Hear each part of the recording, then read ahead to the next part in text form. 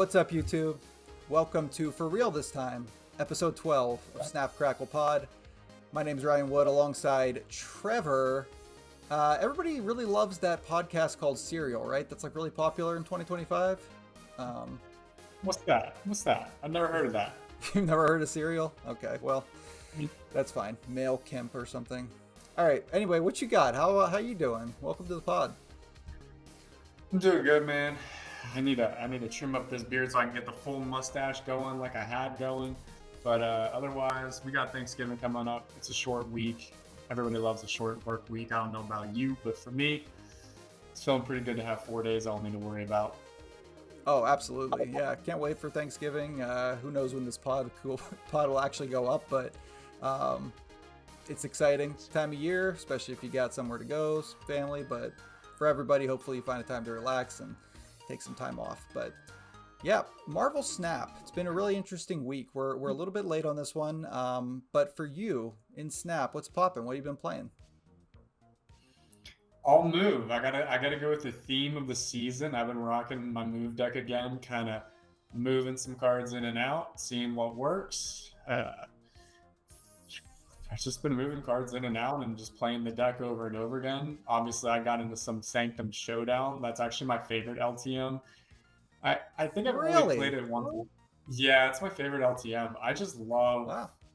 I love the concept of capture the flag, and it feels like a very capture the flag-esque kind of game. Control one location, get extra points for it. I don't know, just being rewarded for having a target that particular round is very fun. And the fact that you can snap and your opponent can snap and you can get 6 points in one particular area is just very exciting for me. And the games can be quick. They don't have to be super slow and dragged out. So I don't know. I really like it. I'm sure we'll get into it a little bit later. But that's what I've been doing. I actually just completed my season 3, whatever 3 card. I can't think of the word. Oh, you got your last Series 3 card? Series 3. Thank you, not Season 3. Yeah. Apparently, I never got Nimrod, and I was wondering why I never finished it. And the pack kept showing up in my shop. It was Nimrod. I got Nimrod today. Awesome. Nimrod's a cool card. Oh yeah. What's popping in your week and a half since I've seen you last? Well, I mean, playing a little bit of Sanctum Showdown as well. I like the game mode. I thought you liked Grand Arena the most. It's the only reason I was a little surprised.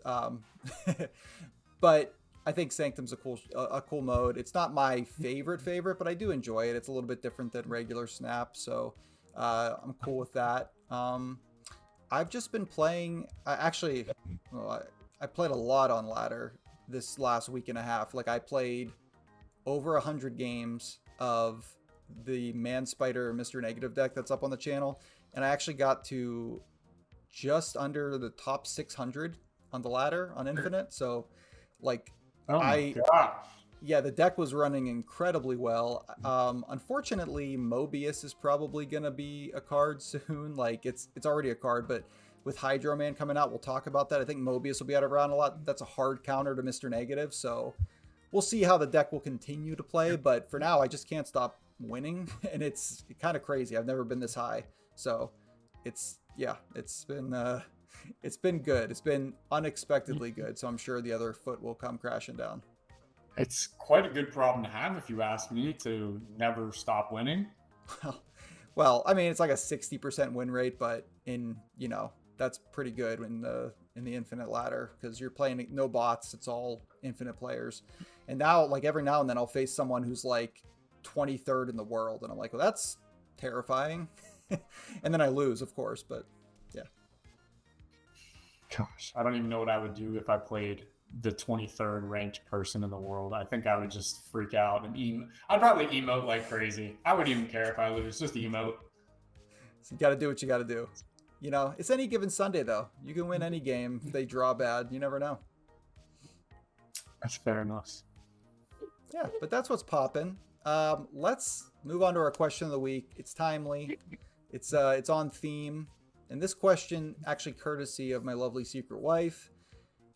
Real or canned cranberry sauce for Thanksgiving? Or just in general? I'm gonna let you take this. You know, that is a very good question, and it's on brand. I personally am gonna go with real cranberry sauce. I feel like a lot of people like it out of the jar. I have no problem with it out of the jar, but I actually like to make my own cranberry sauce.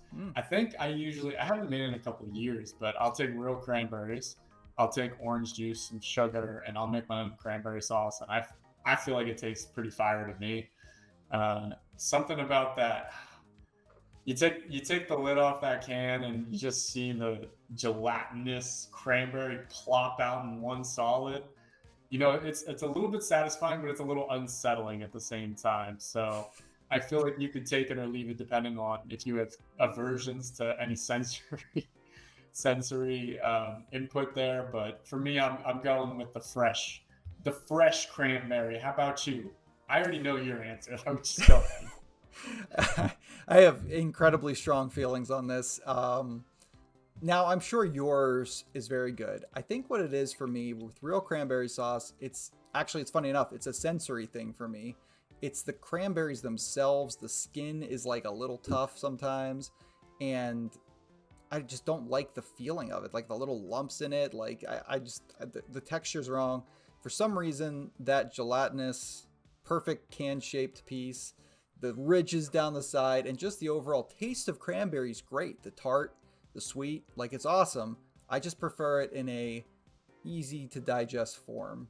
And for me, that's the beautiful Ocean Spray.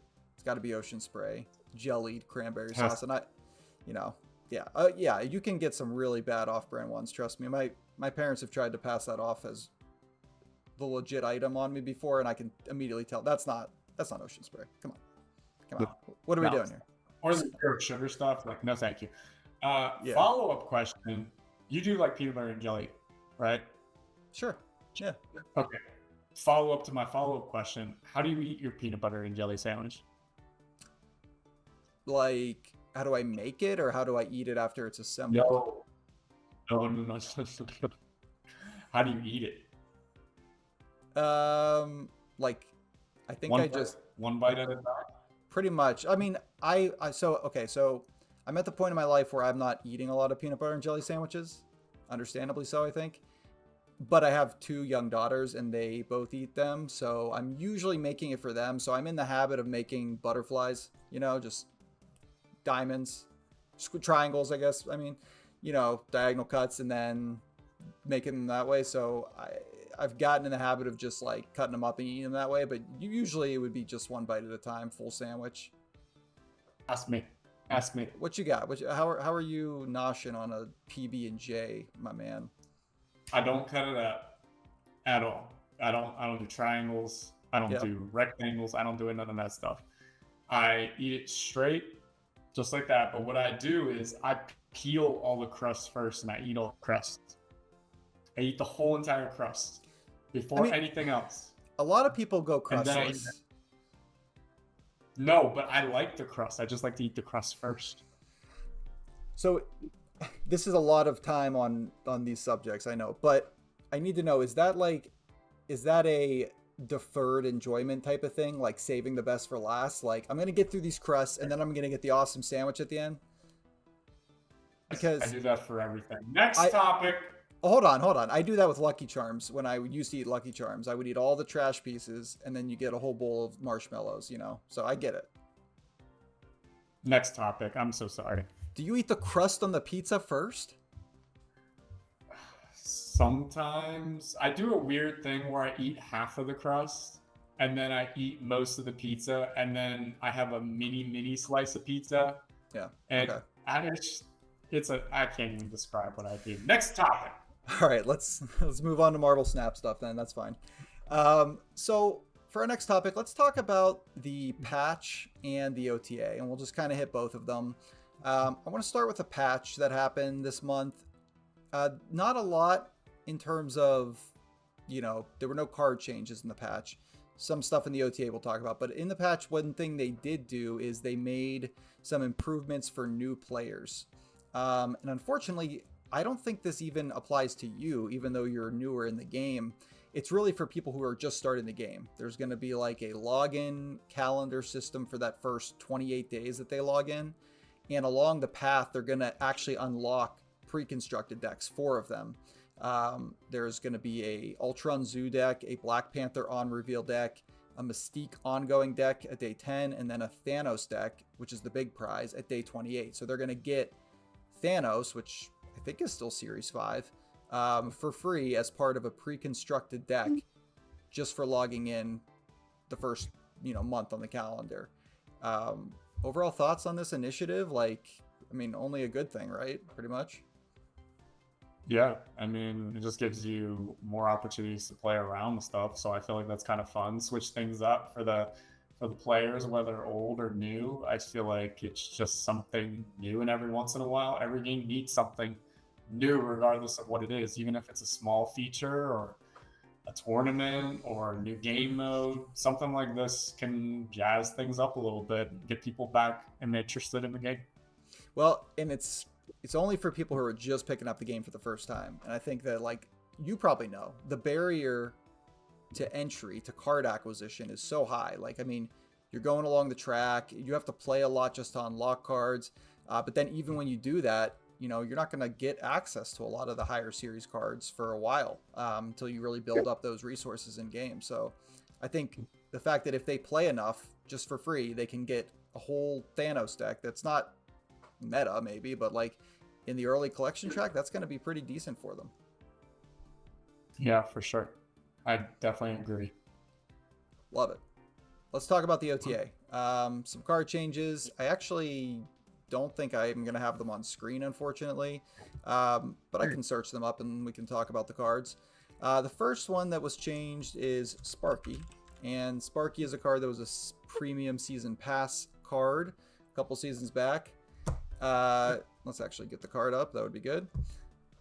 So the only change they made with Sparky was to take it from a 2-1 that gave +3 to make it a 2-2 that gives +2. This is obviously a change to neuter the Human Torch interaction, which was just getting crazy with Sparky because, Human Torch is already doubling. You're giving it +3 and moving it back. So it could just get out of control. It's just a way to curb that, I think. They don't want Human Torch to be the only way to play move decks.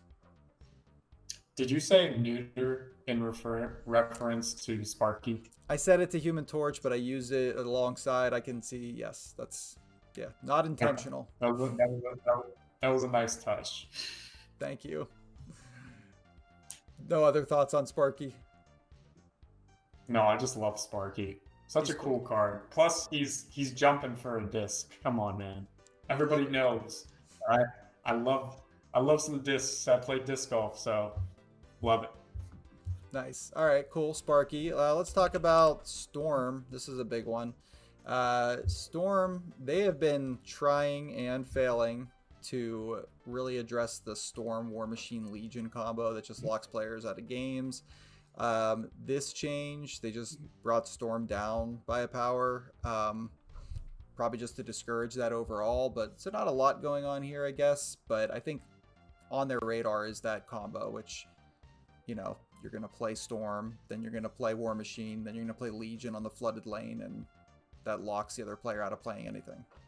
I like the change to Storm here. I'm not somebody who ever really used Storm, but I've had a lot of people use Storm in the past. Bots love to use Storm, so I wouldn't mind seeing a little bit less. It just kind of aggravates me a little bit, so I don't mind it going down to a 3-1. Just my opinion. Yeah, no, I think it's fine. I think I like this card. I think it's a little harder to play because move is around a lot right now. People just move into that location, but I think it's fine tuning it down a little bit. Next up, let's talk about, I don't remember if we talked about this card at all. I think we were on a little bit of a hiatus at the time, but Zombie Galacti is a card. If we didn't talk about it, this is a 7/5 now. It was a 7/4 that at the start of the game chooses 6 other cards in your deck, and then whenever you play this, it's going to turn all those cards into copies of this card. Meaning you're going to use this, buff it up with stuff in hand, play Shuri maybe, then play this. You still have to find a way to play it because it's a 7-cost card, so you need either magic or you need, Luna Snow or Wave or some way Electro to get extra energy. And then all that payoff, and then you don't know what cards are going to transform. They're going to be random 6 cards in your deck. They'll have a little green glow. Point is, it was not good enough, which is a good thing. You don't want it to be too good, but they bumped it up to a 7/5, which obviously is not just a 1 power buff because it's going to affect all the other cards that it transforms into Zombie Galacti, but I don't know if you have any thoughts on this card. It's very gimmicky.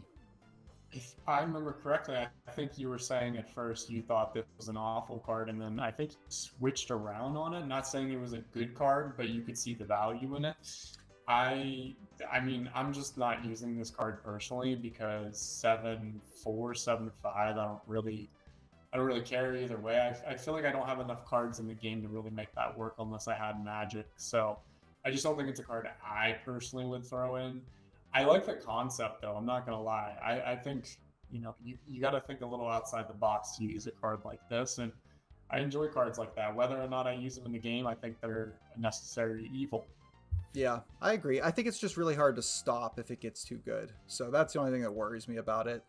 I feel like it has to kind of be a mid card to have a place in the game. Because if this gets too huge too easily, like the only way to stop it as the opponent is like Cosmo and guessing the right lane they're going to play it on. So yeah, I don't know. But all right, let's talk real quickly about Orca. Orca's a card that, for the longest time wasn't played. I think it's still not going to be played. But they gave it a boost. It now has +7 power if it's your only card there, meaning it would be a 6/18. I think before it was just a 6/16. So, this card's still just, 18 is just not enough to win a lane. So I don't know what they're going to do with this card, but a little buff. Yeah, Okra. I'm never using Okra. I'm sorry. I don't like cards like that. Namor. Yeah. How do you say it? Namor. I just don't like having one card in a lane. It's just not fun. I like combinations, and trying to win a lane like that, especially if it's a 6-drop that you have to play at the end of a game, it just seems like a waste of a 6-drop.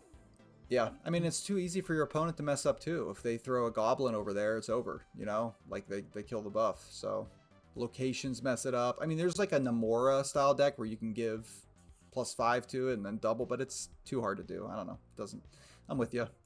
Card never has been good. Probably won't be good under this current iteration.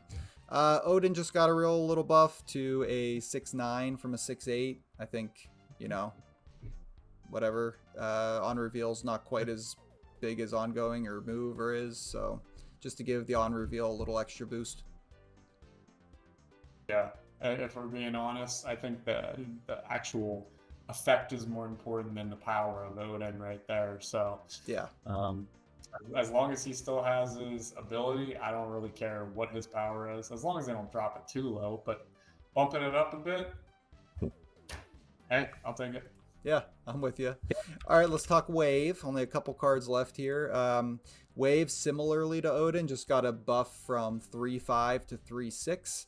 I think Wave was just getting outclassed a little bit by Luna Snow. Luna Snow is the premier 3-cost ramp option in the game to get you, an extra energy on 3. Wave kind of does a similar thing, just lets you and your opponents get a buff, so I think 3/6 is fine. Upside, downside.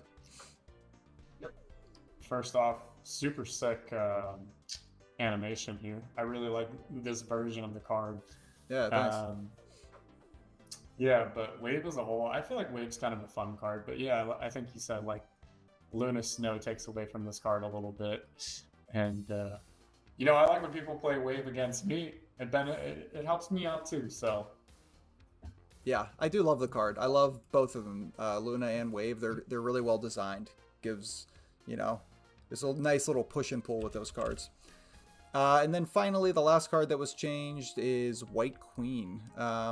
This is a card that just doesn't see play, and they made it a 3/5. They just put it up by 1 more power. I don't know. I don't think that anybody...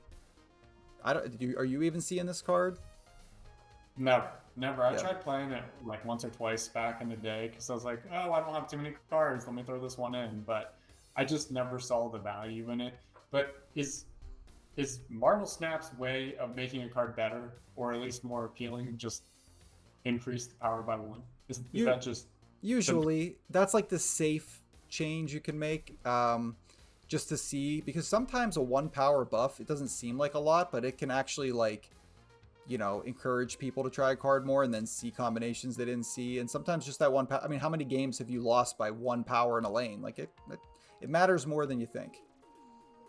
So Yeah, when they changed Topaz from a 3/4 to a 3/5, when I was really using that move deck, I thought to myself, I'm going to be using Topaz so much, and then I ended up throwing it out of my deck because the value just wasn't there in the move deck.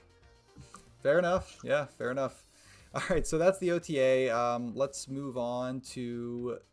We have a couple cards to go over, and including one that just released this week. So let's start with a card that released on Tuesday the 18th into Series 5. That is Spider-Man Noir. 4/6. I don't think we talked about this card yet. So 4/6 has a really interesting trigger. It's basic. Think of it as like a Jubilee. But instead of Jubilee just pulling the top card, this pulls the top card and sets its power to 8, but only if the other cards you have in play cost 8 total. So in a normal game, let's say you play on 1, you play a 2-drop on 2, and a 3-drop on 3, this would not then trigger on 4 because you don't have 8. So you need to get around it by playing like Mr. Sinister on 2, because that gives you an extra 2 cost. You then have 1 plus 4 is 5, plus a 3-drop is 8. So that's one way to play it with getting the power to go off. And then, once it does, you want to make sure you're hitting a card that benefits from that, like an Iron Man. 5/8 Iron Man's really good. Or even Mr. Sinister, for example, would come down as 2 8 power cards. So it's an interesting card. It's kind of like a little puzzle you have to play. It's very clunky. It's hard to do. But I think it's just a fun build-around card. Yeah, I mean, first off, sick character.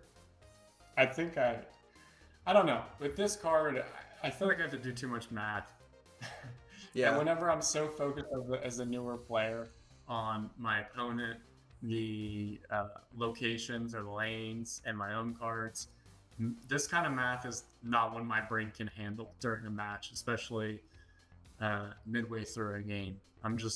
I don't know, this isn't how my brain is working during the game. But I do really respect that it's so unique and it's not just a simple on reveal this ability or move to this location, add +2 power. It's different, and they're trying to experiment with things. So I think it's a fun part. Yeah, I'm with you. I think it's a worthwhile path to go down. And it's one of those cards that can get better over time as more cards release that get you that extra bodies or whatever. You can also play it with Squirrel Girl on 1, but it is a lot of math. It's definitely a lot of math. Next card they released into Series 4. It is another 1-cost skill card, similar to the Hunger was. So, it takes up a spot in your deck. Deafening Chord. It's kind of like a Red Guardian. It's going to afflict an enemy character that costs 3 or less with -1 and then remove its text. So it kind of like, quote unquote, silences a creature or character. Surprisingly, I've not played this card at all yet, and I haven't really played against it. I think that it's quite good, and I think people are using it. I just haven't seen it, so I can't speak to its power other than just on its face. I feel like this would be an annoying card for me to play against because I play a lot of cards that I do not want their text removed that cost 3 or less. I don't want you touching my Mystique. I don't want you touching my Mr. Fantastic. Yeah. Heck yeah, I feel like it's a fun little card to have in the deck. I feel like, I don't know, these types of cards, I'm on the fence if they're worth having in my deck or not, but I do really like removing text cards. I think they're so funny and they're so awesome for trolling, like a rogue, and just being able to steal an ability. And it's just so fun. So I could see myself using this card, and it's got a cool name, Deafening Chord. Dude had the guitar. I don't know, just cool. Yeah, it is really cool. It's got that spider punk vibe, and I'm sure I'll play it someday. I think it'd be fun in like a skills deck or Merlin, Werewolf by Night, something like that. But Okay, and next card. This card released actually in Sanctum Showdown, technically. It's available on the free track about halfway up. It is Hydro Man. We were talking about like the group hug type of cards where, you know, wave gives a benefit to both of you. This card does that. 5/8 on reveal, it sets the cost of each deck's top card to 1.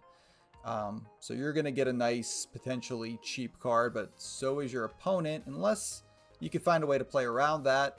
One way is Mobius. Doesn't let their cards, you know, cost be reduced. But yeah, any thoughts? Well, it's no Hydro Ball, but I do, again, like the concept of the card. I feel like when I initially read it, I thought it was saying that the opponent's cost was reduced. I'm like, why would I want to do that? It But does. It does do that. Yeah. Is it only the opponent? It's No, not no, your it's own? both. It's both. It's both. I thought you were saying just the. Yeah, I thought you were saying. Yeah, it's No, each. I thought it was the opponent only, and I was like, why would I want to do that? But No. if it's both, I feel like that's kind of a fun card. But again, it's one of those random chance cards. You don't know if that's like, let's say my deck, my Heimdall, if this gets afflicted, like I'm very happy because I can combo that really nicely. But if it's something that's a one cost already, and you're playing roulette at that point. It's dangerous. One thing that I really want to try with this card, I would love to play a ramp deck so I can get Hydro Man out on turn 4. On turn 3, I'm going to play Black Widow, and I'm going to wait to use the Black Widow until after I play the Hydro Man. They won't be able to draw that card that costs 1, and then I'm going to play Cable and steal the top card of their deck. And then I'm going to have 2 1-cost cards, and they'll have nothing. That's what I want to do. Sounds like a lot of things have to come together for that to happen. That's every one of my decks, baby. That's right. True. Next week's video already posted. I'm thinking about it. All right, that's Hydro Man. We'll see what he ends up becoming. And then the final card, this one just released on Tuesday, which is the day of recording. The Prowler. This card's super cool. I really want to play around with it. He's one of those cards that gets you skills. It's a 3/4 on reveal. You're going to get 2 out of his possible 3 Thief's Tools in your hand. They are Flight Harness, which is they all cost 1. This one gives your highest power card +1 power, moves it to the right, kind of like an Aranya.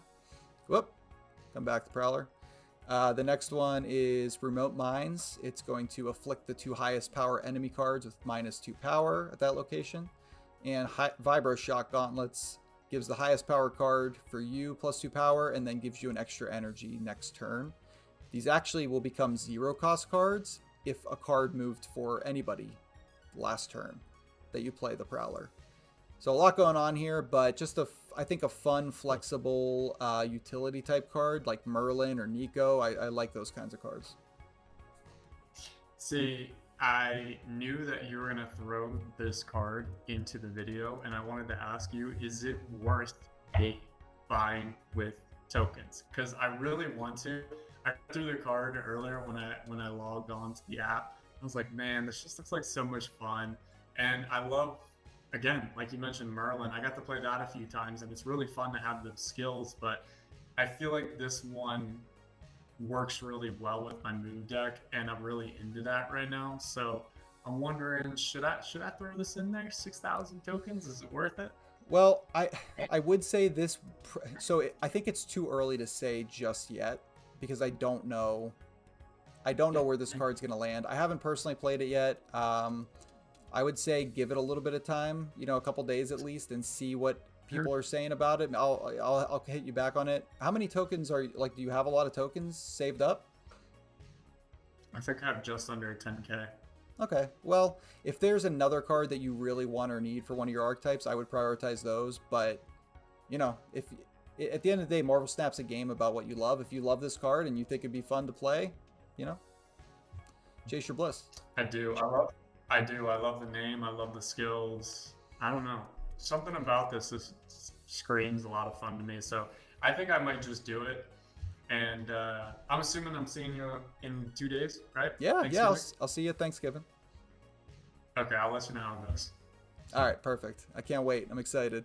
I'm gonna play around with the Prowler too, so we'll see. I don't even know if I'm gonna play it. I hate playing move, honestly, so I might just play him straight up and just I think the skills are fine at a 1 cost even. So we'll see. We'll see how that lands. But we're done. We went through all the cards and now we're on to a mystery section. This one is courtesy of you. So what do you got? What you cooked up this time? I'm scheming. Every week I'm trying to throw one of my new ideas at you. Yeah. And eventually one of them is going to stick. And I think last episodes could have stuck too. I thought that was kind of a fun one. Different situations and trying to see which superhero or Marvel Snap character would get you out of that situation. But I got something a little bit more specific. So let me pull that up real quick. We are going to be doing some rating, but in a different way. So basically what I'm going to do is I'm going to give you a duo here. Okay? Marvel Snap characters. I'm going to give you a duo, and you're going to rate the duo 1 out of 10. All right? We've got 5 duos, aka 10 characters today. This does not necessarily have to be an alpha and a beta or, superhero sidekick kind of deal. Just the duo as a whole. I need you to rate these 1 through 10. Okay. Obviously, 1 would be the worst, and 10 would be just a knockout combination. Okay. Is this blind rating style? I'm gonna have to like commit to a rating before I know all of them. No, you're just rating these overall. Okay. Yeah, unless you want to rank them. I mean, no, it's fine. Technically, your rating would theoretically rank them. So I gotcha. We're just doing this on the fly. All right, so our first duo is going to be Colossus and Captain Marvel. Okay. How are they vibing together? Wow. Colossus is just hulking and kind of, I view him as kind of stoic. Captain Marvel's kind of doing her own thing. I don't know if they would get along all that well. I'm gonna put them at about a 6 out of 10. I think they're fine. They're cordial with each other, but I don't know if they're best friends. Slightly better than average, I hear. Yeah. All right. Second duo. We got Blob and Black Panther. Oh my goodness. Okay. Blob is a villain, right? I'm pretty sure. Yep. Yeah, definitely a villain, the movable blob. Black Panther's all about justice. Are we trying to is rating them as their how friendly they would be with each other, or just up to interpretation? No. This is like how they would fight together. You are thinking in this situation that they are a duo. They're working together. Whether they're fighting for evil or fighting for good, I don't really care. So they're working together. I don't think they'd work together very well. Black Panther's super righteous. Give this a 2. A 2. Also think about their abilities or what they bring to the table. I think that's the most important part. Black Panther's going to be super swift on his feet. You got Blob, which, well, it's pretty obvious what he can do on his feet, but yeah. Still. Anyway, third one, I feel like you're going to like this duo. I'm hoping they work well together. We got Galactus and Ghost Rider. Regular Ghost Rider or Cosmic Ghost Rider? Regular Ghost Rider. Hey, it's a big difference, man. I think Cosmic Ghost Rider is right up there with the Power Cosmic and Galactus and all that fun stuff. Man, I'm imagining Galactus on a motorcycle, and it pleases me. It'd have to be a very large motorcycle. So I do like this. I think that Ghost Rider would not kneel for Galactus, but I can imagine a scenario where Ghost Rider could be a good herald for Galactus. We're gonna give him a 9. Yeah, I thought you'd like this combination. I had to throw one pretty good one. Yeah. All right, we got another random one out of the woodworks. We got Mole Man and Mr. Fantastic. Well, did you see Fantastic Four First Steps or what? They're in the movie together. I mean, listen, they don't like each other because they both are you know, they both like Sue. Obviously, Mr. Fantastic is married to Sue. Mole Man just likes Sue and respects her, so he doesn't like Reed because like this is already established lore. Like it's like a 0 for those two. Funny. It's I thought very it'd be funny. You didn't know. Did you know their relationship? Of course I did. I looked things up. Okay. All right. All right. Well, I'm going to give him a 0 with the caveat that Mole Man does help the Fantastic Four in that movie. Like, begrudgingly because of Sue. So, like, maybe a 1. We'll go 1. Okay. Well, according to my rules, I said 1 through 10, so I'm going to give them 1. Fair. And, yeah, again, interesting combination. Number 5, we have Rocket and Red Skull. Man, I mean, Red Skull is a literal Nazi. So, and Rocket Raccoon is my favorite character in the MCU. So, like, right, I mean, I'm going to go ahead and say a 1 because Rocket... Oh, come on. Rocket's awesome. I don't think Rocket would be down for any of that. Like, Rocket, he's... Rocket can't be messed with. Rocket would they would not work together. No. Man, I thought that combination would hit. I don't No know what I was thinking chance. when I made it, but I was like, these two have to work well together. There's no way they don't. Rocket was literally like a lab experiment, and he is fiercely anti-authoritarianism. Like, he's the complete opposite of Red Skull. They could not be further apart. Man, I really thought that one would work. Okay, so according to our rankings, Rocket and Red Skull and Mole Man and Mr. Fantastic are sitting at the bottom with 1s. We have another one that you didn't like, Blob and Black Panther, rightfully so. Then we move up to Colossus and Captain Marvel. They were just kind of a meh at 6.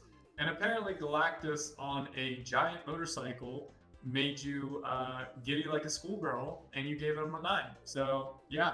I don't know if this is a segment that's coming back. It might need some patchwork, maybe an OTA, I'm not sure. But it was entertaining enough for me. I loved it. It was fun. Let's do it again sometime. Definitely. Okay, topics. Next topic. What we got? 5. Blind rankings. You have some, right? You spent a lot of time working on that section, so I don't know if you even have blind rankings ready. Of course I do. I'm ready to go. Okay, I'm going to go first then, since you just presented a bunch. I'm going to present to you. We're going to start with, I don't know if you've ever seen this card, Astral Projection. I have. I've had it used against me multiple times. Okay. Can you do me a favor with these 5? Because there's a bar running across the bottom of my screen. Can you read the ability? Oh, yeah, totally. On reveal, this copies the text of an on reveal card in your hand. So it's going to play an on reveal from your hand without playing the card, basically. I'm going to give it 4. Okay, 4. It's coming in second to last. All right, all right. Next card. We're going to go with Maria Hill. 1 cost, add a random 2 cost to your hand. On reveal.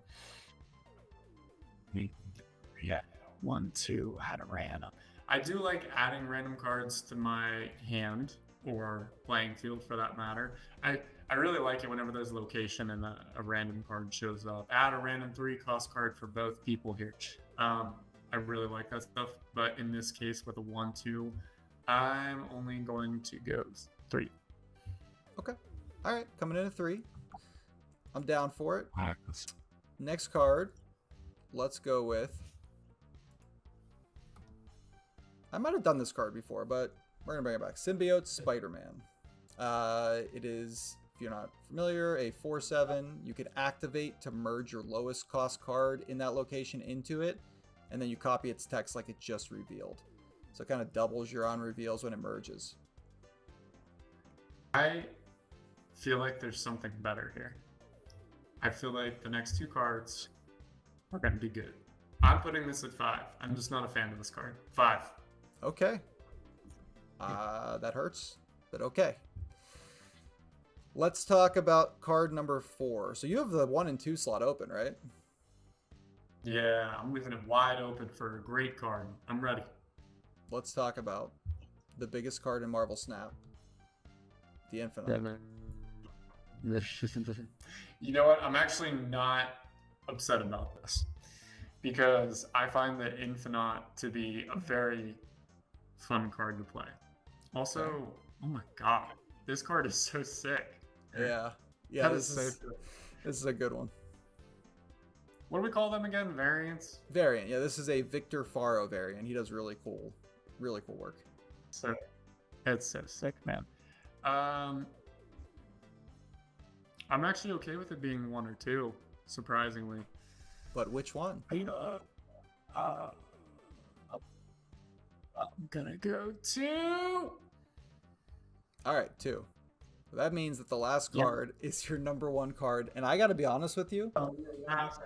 No, you're no, laughing. I'm laughing because I think you're going to be very pleased. I think this is maybe your favorite card, one of your favorite cards in the game, at least from a logistical standpoint. That is Herbie. Herbie! Yeah. Man, I played my cards right. Put that at number 1. I'm totally cool with Herbie at 1. Infinite at 2. Maria Hill at 3. Number 4 was the Astral projection. Astral Radiance thing. And number 5, who gives a rat's butt behind because I have Herbie at 1. Yep. Hang the list in the Louvre is what I'm hearing you say. Love it. Whatever that means, yes. I knew I'd get you with Herbie. I love it. You love that card. Now, if you would have put Herbie first, I still would have put it number 1, but I wouldn't have felt so confident on my list going forward. Yeah, and you wouldn't have felt so happy at the end. So I feel like, yeah, a little Thanksgiving present. Good old Herbie. All right, what you got for me? What I got for you? Let me take a look at my list. Number 1, Mysterio. Mysterio. Let's pull up that bad boy. This is a card that gets played in a lot of decks that I don't play. I don't play a lot of Mysterio style decks. So he's not super high on my list, but I do love what this card does. I think it's a super neat card. Unique. I'm going to put him at 3 to me, buddy. Yeah, I'm going to put him at 3. Yep, I am indeed. Next card, I feel like I saw being played a lot. I wanted to throw it in here a little bit earlier. I'm going Omega Red. You thought you saw who play Omega Red a lot? Me? No, I'm sorry. I kind of got sidetracked. Omega Red, I saw a lot of people playing it, and I found it to be very effective against me. A lot of people were using it in a way that kind of made me lose games. So I wanted to throw it in this time. I don't like this card very much because Wow. it does ongoing stuff that is too weak for the kind of ongoing stuff I like to do. Like +3 power. Like I'm doing Mr. Fantastic giving me +100 thanks to like Onslaught combo. Like I just Omega Red, even if you go nuts on it, like you have to win that location. They can mess that up. I don't like putting the power in my opponent's hands. It's a 5. Sounded like a 5 to me, buddy. Okay, can't hate on that explanation. Man, apparently I didn't give you very good cards this time. I'm going Super Scroll. Okay. Scroll. I like Super Scroll. It's a good release valve. It's the only thing that beats my ongoing decks 4. 4. Yeah. Did we go about this the same way? 3, 5, 4? I think so. No. Yeah. Or was it? I went 4. You went 3, 4, 5. I think. Yeah. Okay, we got that at number 4, which leaves you with the 1 and 2 spots. Yes. We'll see what happens. We have Valkyrie. Ooh, now this is very tough for me because I love Valkyrie very much. Is it my number 1 though? I know you love Valkyrie. It's like I'm dating you or something. Well, see, I think that you're baiting me, saying that you're baiting me now. No. Just look at this variant. Look at this amazing cosmic on cosmic variant. Like, I just love this card. Number 1, ship it. You know, let's do it. I can't imagine. There's not many cards in the game I would put over Valkyrie, and I don't even play this card anymore because it's too hard to play right now. But there is gonna come a day when I play a lot of Valkyrie again. So number 1. Would you eat those words if I told you your next one's Hydra Bob? It's not Hydra Bob. Oh, Hydra okay. Bob. I was gonna be fine with that. I don't love Hydra Bob. He's fine. I just love the Hydra Bob joke that we have going on. But Hydra Bob, anyway, Hydra Doctor Bob. Doom. Oh, okay. Yeah, sure. Yes. He could be number 2. Straight up Doctor Doom, right? Not Doom 2099. Let me check my notes. Yes, regular Doctor Doom. Yeah, regular Doctor Doom. He can be at 2. That's fine. I am excited to see how he's portrayed in the MCU, by the way. I don't have the highest of hopes because I don't know what they're doing with the RDJ thing, but we'll see. We'll see. All right. That means we have Valkyrie at 1, Doctor Doom at 2, Mysterio at 3, Super Skrull at 4, and Omega Red at 5. How are we feeling about that list? I'm cool with it. And I got to talk about Valkyrie. I think we both smashed it. I think this was our best overall rankings from both sides. Yeah, I'm with it. I agree. Well, you know what, Trevor? That brings us to the end of our Thanksgiving week episode. Thank you all so much for watching the video, for commenting. We always love reading your comments and we'll respond to them. Like the video if you can, subscribe to the channel. Next week, we're going to talk about a new season of Marvel Snap coming, the Weapon X season. Lots of Wolverine stuff. It's going to be fun. I think I'm excited. I think Wolverine needs a little bit of shine, and there's some really cool cards coming, but we'll get into those next week. Trevor, what you got going on? Thanksgiving? Anything else? Oh, whoa, talk about the half marathon. Half marathon. I ran. I know. We had some people interested in how it went. I did okay.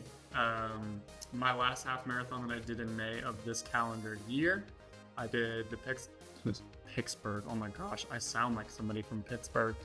I did the Pittsburgh half marathon and I got a time of 1 hour, 59 minutes and 57 seconds. My goal for that race was up under 2 hours. Literally got that by 3 seconds. So I was pleased, but I was a little bit sketched out afterwards.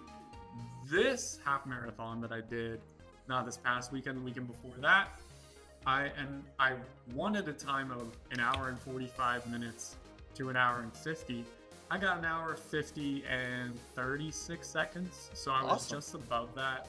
Yeah. So still improved by over 9 minutes as a whole, which is a pretty big improvement. Yeah. It wasn't quite where I was hoping to be, but I can't be too upset about it. I mean, I literally worked 12 days in a row, and then I drove after that 12th day, 5.5 hours, got to a hotel. They didn't have our reservation anymore. They didn't have any rooms. Had to find a hotel at 10:30 at night, and woke up at 5:30 in the morning for this race. So, all things considered, I did okay. Hey, super proud of you. You did an awesome job. I mean, shaving 9 minutes is no joke. I definitely couldn't do that. So, awesome job, awesome stuff.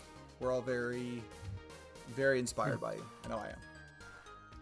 Shout out PSCC. Yes, definitely. Shout out, Ryan. Yes. Ryan, I'm turning the Thanksgiving advice over to you. Ryan, you got any non-snap advice of the week? Yeah, the canned cranberry sauce. I mean, if you're one of those people that are like, you know what? Close your eyes, try it. Guarantee you it's actually a lot better than you think. Can we be honest? Closing your eyes is not helping the sensory experience. Yeah, but visually, I mean, some people don't love seeing the ridges on their food. It's a little... When have you ever seen anybody enjoy a food more because their eyes were closed and they didn't have to look at the food? Can't say I have. Sorry, bud. There are so many times that I try to... as secret way with a food. Close your eyes, and the terror of that food when it hits her palate is just—it's palpable. But then she chews it and swallows it, and all is good. But that 2 to 3 seconds is just—it's hilarious. Yeah. Okay. Yeah. You know what? You really you showed me. You got me. It's true. Anyway, that's all the time we have. Thanks everybody for watching. Enjoy your Thanksgiving if this is coming out before Thanksgiving. Otherwise, I don't know. Hug your loved ones. Kiss your cats. Something. Fly off to space, Trev. I'm flying off to space really slowly because I had too much turkey and I had too much tryptophan in my diet. Ah! Nice. I'm buying Prowler right now. I can't wait, Ryan. I'm so impulsive. All right. There it is. You got Prowler. I got Prowler. Nice. I love that you're playing 2099. What? Do you even like that card? He's just famously bad, but I do like the card. I love what he does. It's just like the problem with him is you can just hit a squirrel, you know. That's show business, baby. Thanks for making the time. I don't make the time. You know, in Soviet Russia, time makes you. Your mom is an encoding issue. If you only knew how true that was. Bye. Bye.